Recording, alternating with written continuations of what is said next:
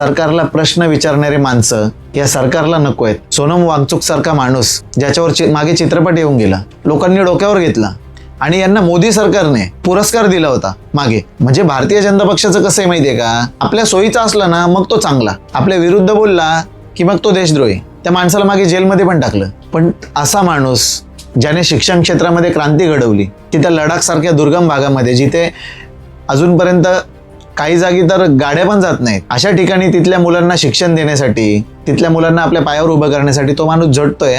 अशा माणसाची किंमत नसावी, सरकारला नसावी. आणि मग दरवर्षी आकडे येतात, आपल्या देशातले उद्योगपती, आपल्या देशातली चांगली माणसं जे शिक्षित आहेत, ज्ञानी आहेत, अशी माणसं देश सोडून जातात. ते या वातावरणामुळं. आपण या गोष्टीला गांभीर्याने घेणार आहोत की नाही, आपण सरकारला प्रश्न विचारणार आहोत की नाही. मी परत सांगतो, सोशल मीडियावर क्रांती घडणार नाही. त्या माणसाला आपण जपलं पाहिजे. आजकाल आंदोलनं करणारी माणसं खूप कमी राहिली आहेत.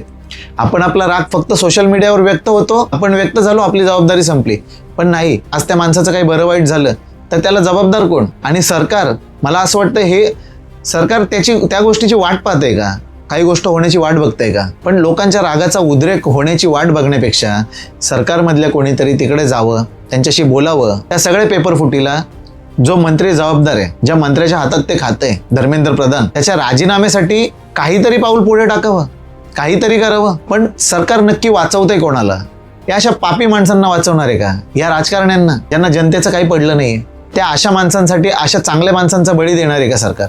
भारतीय जनता पक्षाचे IT सेल मीम बनवतात त्या माणसावर. ही जे लोक आहेत ना, त्यांच्या घरातलं कोणी जाईल ना, त्यांच्या घरापर्यंत या जेव्हा गोष्टी येतील आणि त्यांच्या घरातला एखादा व्यक्ती आत्महत्या करेल, त्यांच्या घरातला कर्ता मुलगा किंवा कर्ता पुरुष ज्यावेळी आत्महत्या करेल, त्यावेळी समजेल या गोष्टीचं गांभीर्य तुम्हाला. आज तुम्हाला पैसे मिळतात या गोष्टीचे, सोशल मीडियावर पोस्ट टाकण्याचे, उत्तरं देण्याचे, शिव्या देण्याचे, या गोष्टी फिरून लवकरच तुमच्यावर येतील आणि याव्यात. तोपर्यंत तुम्हाला याचं गांभीर्य समजणार नाही. धन्यवाद.